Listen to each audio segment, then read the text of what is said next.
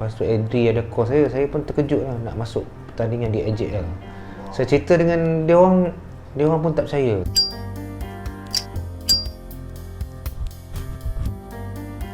Alright, Assalamualaikum dan salam sejahtera. Salam hormat kepada semua viewers. Terutama sekali terima kasih kepada viewers yang sanggup menonton dan sudi tekan butang like dan subscribe. Dan kali ni video agak special kerana kita ada tetamu khas iaitu Muhammad Zaki atau dikenal sebagai Abang Pakau dan berkecimpung dalam pekerjaan basking bang kan? Ya, betul. Alright. Kita nak tahu kat abang, siapa abang dan kenapa abang beli basking? Okey, nama saya Muhammad Zaki bin Ismail, tapi orang panggil Zaki ataupun Pakau lah. Saya daripada kumpulan Kali Baskers, bermain bass dah hampir lebih kurang 6 tahun lah dengan Kali Baskers. Sebenarnya saya sebelum berhijrah daripada Penang ke KL, saya memang seorang jururut lah. Okay. Tapi sambilan tu kira bermain muzik lah. Waktu tu sampai tahun 2008 lebih kurang macam tu, kira job dah makin bertambah, kira dah agak kira show adalah sebulan dalam 4-5 kali. Ada main di club, main club golf waktu tu untuk Ramadan rasanya. Time tu kemudian dah makin busy. Kebetulan waktu tu kata apa, time basking dah mula naik, start daripada Genji, Sentuhan kan. Jadi waktu tu saya tak berapa berani lagi untuk pergi ke bidang tu sebab tanggapan masyarakat waktu tu dalam bidang basking ni macam kalau orang tak nampak ni macam minta sedekah lah, lebih kurang macam tu. Jadi memang tertunda di situ lah sebab memang niat tu memang nak sangat lah. Jadi bila dah sampai tahun 2014 tu memang kita nekat, dah jumpa Azmi, dah jumpa yang geng-geng lain lah. Kemudian kita dah decide lah untuk start basking di Brickfield. Selama 6 tahun main position bass. Sebelum tu ada bertukar-tukar juga sebenarnya, ada yang main gitar. Waktu tu Azmi belum main keyboard. Jadi Azmi main bass, saya main second gitar. Kemudian kita buat, sebelum tu kita main akustik sebenarnya. Akustik semua ada kahon kan, kahon. Jadi bila dah beralih kepada band ni, Azmi bertukar kembali main keyboard, jadi saya main bass lah. Gitu. Saya tertarik dengan jawapan abang yang kata basking adalah sedekah. Dan apa persepsi orang masyarakat kat luar sana yang katakan basking ni adalah sedekah? Bagi pendapat abang sendiri macam mana? Pada zaman dulu sebenarnya memang mentaliti basking ni memang macam kebanyakan persepsi masyarakat ni macam minta sedekah lah. Sebab salah satu sebab puncanya kebanyakan main di tempat orang kata apa, di kaki lima kan, macam tu kan. Dan cara kita macam mana, kadang pakaian kita, penampilan kita tak macam waktu tu tak macam baskers lah. Ibaratkan macam tu lah. Jadi kita cara kalau tak tabungnya macam tu lah lebih kurang. Jadi bila dah kita tengok, kita dah kaji-kaji waktu tu, tengok orang celik macam mana dia buat. Jadi daripada situ kita start belajar lah. Zaman sekarang bagi saya basking ni bukan kita minta sedekah. Kalau orang nak bagi, tak bagi tak ada kan. Betul. Jadi dan mana satu tahun nanti kan, tahun akan datang ada QR code untuk ni kan. So datang, touch dan go kan. Di China memang kebanyakan semua macam tu. Pakai WeChat, beli barang semua memang touch. So terus basking sana? Basking saya tak pasti lagi, tapi benda-benda lain semua macam tu kebanyakan. Dari tahun 2008 hingga 2014, dari 2014 hingga 2020. So boleh dikatakan berbelasan tahun abang dalam bidang basking ni. So ada tak kenangan-kenangan pahit, manis ataupun macam mana boleh menguatkan abang dalam terus bidang basking ni? Kenangan pahit tu biasa, kadang-kadang kita waktu first time dulu kita dah tak tahu nak cari tempat kat mana, kemudian kita termasuklah tempat orang. Kadang-kadang ialah terpaksa kemaskan balik, pergi ke tempat lain. Kemudian faktor cuaca lah, kadang hujan kita pasang, hujan lepas tu kemas, dah berhenti, hujan dah berhenti, kita pasang balik, hujan lagi. Jadi biasa benda-benda macam tu lah. Dan yang manisnya tu lah, kadang-kadang kita dapat menghiburkan orang ni kalau ada feedback dia, kalau orang ada bagi, orang kata apa, tepukan ataupun nyanyi sing along. Kita pun tak jangka akan pergi sampai tahap ni. Sebab waktu perform di Sogo tu, yang kita upload video Roman Cinta tu, lepas pada saya tak ingat berapa bulan lepas tu Adri ada course saya pun terkejut lah nak masuk pertandingan di AJL. Saya cerita dengan dia orang pun tak percaya. Jadi itulah benda ni semua bagi rezeki. Macam mana ahli basking OKU ataupun basking di luar sana mencari makan, sedangkan untuk kumpulan ramai tak boleh dibenarkan sekarang ni. So kita tahu sumber pendapatan daripada masyarakat luar yang menonton, yang mendengar. So bagi pendapat abang sendiri, pendapat pribadi abang, macam mana abang nak atasikan semua benda ni? Ada SOP tertentu ke? Ya, buat masa ni kan outdoor tak dibenarkan lagi. Okey, jadi sekarang ni kebanyakannya di indoor lah. Jadi ada setakat ni indoor pun kita kena melalui ada persatuan My Baskers Club, Persatuan Penghibur Jalanan Malaysia. Jadi kita boleh dia ada apps dia, kita boleh mohon di sana untuk sebelum tu dia kena jadi ahli dulu. Lepas tu kita boleh apply jadual-jadual spot-spot tempat mana kita nak basking lah. Dan lagi satu ada apps Buddy Talent, BUDEY TALENT Talent. Jadi kita boleh apply juga dekat sana. Jadi lebih mudah lah. Tapi cuma dia punya app ni untuk orang OKU tak berapa accessible lah. Jadi dengan cara tu je lah buat masa ni untuk menyambung mata pencarian lah sebagai seorang basker. Buddy Talent dan tidak fleksibel untuk orang buta. Kenapa boleh jadi macam tu? Dia punya app dia memang lah, ada yang dia tak baca begitulah.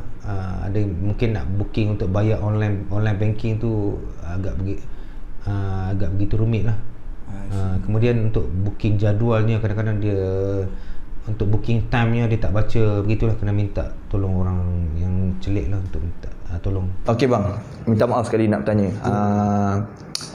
Ini mungkin soalan yang agak sensitif pada peringkat masyarakat luar. Okey bang, abang kata tadi ada persatuan basking penghibur jalanan kat Malaysia ni. So ada tak pihak persatuan basking ni membantu golongan OKU dan masyarakat luar ataupun orang normal di sana untuk basking semasa ataupun sekarang ni yang tak bekerja, time COVID-19 ni tak boleh berkumpul? Ada tak dah bagi bantuan sumbangan ke apa-apa ke? Cuba cerita sikit. Ya, setakat ni alhamdulillah dah dua PKP yang sebelum yang tahun lepas bulan 3 kan. Kemudian yang bulan yang baru-baru ni pun dia ada dapat sumbangan. Dan dia kebanyakan ialah dia banyak membantu. Dia tak kira lah orang normal ke orang tak nampak ke, dia ialah kalau ada beras ke apa ke bantuan makanan, dia akan info lah, akan bagi maklumat kepada ahli-ahli dia untuk dapatkan barang tu lah. Kemudian dia sediakan tu lah tadi, sediakan slot-slot tempat-tempat untuk basking lah yang untuk indoor punya lah. Senang tak untuk menjadi ahli dia, dan ada tak cabaran untuk ambil lesen basking ni? Sebab kita tahu sekarang ni semua ada lesen kan, semua ada lesen perniagaan sekalipun. So lesen dia sama ada lesen perniagaan atau lesen basking sama atau tak, dan mudah tak ambil? Dia kalau ikut prosedur basking ni tak ada lesen sebenarnya. Basking ni bukan setakat nyanyi je sebenarnya. Basking ni semua pertunjukan di jalanan, silap mata ke apa berkaitan badut ke, tu semua basking. Jadi lesen ni berkait dengan PBT. Macam contoh kata Kuala Lumpur di BKL, kalau Petaling Jaya MPPJ, Ampang Jaya Ampang Jaya MPAJ kan. Kalau nak basking di tempat yang berkenaan, kena dapatkan kebenaran daripada PBT lah. Macam contoh kita di KL ni, kita kena dapat lesen daripada DBKL, memang kena ada. Dia akan buka mungkin setahun 2 kali saya ingat, untuk renew lesen ataupun untuk ambil lesen baru. Gitu lah. Persatuan cuma Persatuan Baskers ni cuma menyediakan platform, dan dia bagi orang kata apa, membawa talent ni untuk ke lebih ke depan lah. Untuk macam contoh kalau ada event management yang mana yang nak baskers tu, dia akan recommend lah. Gitu. Untuk jadi ahli sekali kita lupa tadi kan. Untuk jadi ahli jadi kena isi borang, dan ada dia punya ni lah, uji bakat lah untuk qualified. Ada uji bakat kan? Dia mesti, sebab nak jaga kualiti kebanyakan itulah, kadang-kadang kalau kita tak bersedia, kadang-kadang kita terus nak masuk dalam bidang ni tanpa ada qualified. Kadang-kadang itulah jadi rosaklah nama basking ni. Gitu. Kalau dah ambil di BKL, kalau di BKL yang menurut yang sepengetahuan saya, kalau kita nak basking di mana-mana saja pun boleh, jadi jangan mengganggu laluan orang ramai. Tertanya-tanya juga sebab ada setengah basking, ada yang jenis lain. Macam abang sedari macam badut, magician semua dekat jalanan tu dikirakan basking. Basking. Pemuzik jalanan. Penghibur jalanan. Okey. Ada tak konsep khas daripada macam basking sendiri? Macam contoh kita tengok ada setengah orang ada drum, ada penyanyi sendiri semua bagai. Ada tak konsep tertentu macam minus one ke apa ke, ada konsep? Bergantung kepada individu tu, dia nak bawa konsep macam mana. Ada yang kata contoh band dia bawa konsep lagu-lagu Inggeris, ada yang band bawa konsep dangdut, ada yang solo main gitar saja, ada yang main flute, ada yang mungkin karaoke, ada yang mungkin perform drum saja pun ada. Jadi pelbagai lah, bergantung kepada individu tu. Jadi kebanyakan kalau kita nak bersaing dengan orang yang sama, band yang sama, jadi orang pun boring kan. Sebab band ni pun sama perform lagu-lagu macam tu kan. Jadi ni kalau mungkin konsep drum solo mungkin lain daripada lain lah. Jadi itu advantage lah kata. Okey bang, kita lari topik sikit kita main fun question sedikit. Okey. Saya akan bagi 2 pilihan dan abang kena pilih satu je. Okey. Kita buat secara spontan. Okey. Alright. Drum atau gitar? Gitar. Mic ataupun nyanyi biasa? Mic. Speaker bluetooth ataupun speaker besar? Speaker besar. Muzik local, international? Local. Jazz or bass? Jazz. Klasik or baru? Baru. Cinta atau rock? Rock. Rap atau dangdut? Dangdut. Live band ataupun minus one? Live band. Solo ataupun kumpulan? Kumpulan. Saya tarik antara solo dengan kumpulan. Abang pilih kumpulan. Kenapa bang? Yalah sebab asalnya saya sebenarnya di position bassist lah. Jadi kalau solo tu kira dah waktu sekarang ni sebab SOP. Satu lagi cerita, jadi SOP dia tak benarkan ramai. Jadi kita terpaksa basking solo lah. Saya terpaksa nyanyi dan main gitar lah, gitu. Tapi untuk prefer, saya lebih pilih kumpulan lah. Gitu. Sebab sekarang ni kumpulan jarak 1 meter semua bagi agak sukar. Lagipun depend tempat tu kalau macam contoh di mall-mall tak boleh kuat main. Jadi kena pakai speaker yang kecil. Jadi nak perform untuk band macam mana? Tak sesuai. Tak sesuai kalau speaker kecil kan. Jadi tak main seorang pun kadang-kadang kena sound, kena diberi arahan lah supaya slow sikit macam tu. Okey bang, ni mungkin soalan agak sensitif. Ya. Maaf nak bertanya. Adakah basking ni, tak kisahlah normal ataupun warga OKU sendiri, basking ni adalah salah satu jalan yang mudah mendapatkan wang yang secara pantas lumayan, dan ada setengah persepsi masyarakat mengatakan ini adalah minta sedekah. Macam soalan pertama tadi. Ya, faham. So, macam mana abang dan golongan abang ataupun ahli muzik basking yang lain untuk mengelakkan persepsi ni berlaku? Tapi sebenarnya bagi saya persepsi tu cuma mungkin anggapan orang yang zaman-zaman dulu lah. Sekarang bagi saya tak juga untuk dapatkan wang yang mudah, sebab kadang-kadang depend apa persembahan kita tu. Kadang-kadang saya pernah, kadang-kadang mood tak ada, kadang-kadang persembahan kita kurang baik, kurang juga dapat. Jadi mungkin satu kita ni, kelebihan kita ni kita tak nampak orang tengok, itu kesian, itu salah satu advantage lah. Tapi yang lain pada tu kebanyakannya tengok pada performance kita. Kalau performance kita hari tu baik, kadang lebih kita dapat. Lagu-lagu yang kita pergi, kadang-kadang setiap tempat tak sama tau. Satu lagi nasihat saya kepada orang-orang yang tak nampak, yang di luar, yang dengar, kadang-kadang depend pada kita nak memilih lagu tu depend pada tempat. Contoh macam di setengah-setengah tempat dia kena lagu Melayu ataupun lagu-lagu dangdut atau sebagainya. Kadang-kadang bila di setengah tempat tu kebanyakannya lagu-lagu kena ada lagu-lagu English kan. Lebih kurang. Sebab pernah saya pergi tempat yang ramai Chinese, jadi kebanyakan kena nyanyi lagu Melayu yang dia orang tahu dan lagu English dan lagu-lagu itulah.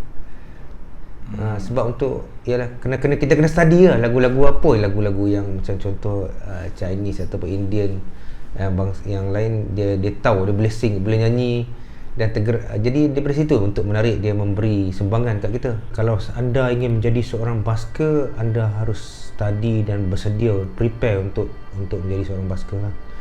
Dan untuk bagi keadaan sekarang ni, anda boleh ada pelbagai platform lah. Kalau contoh di KL ni, macam saya kata tadi lah, anda boleh daftar di MYBC, Malaysia Buskers Club.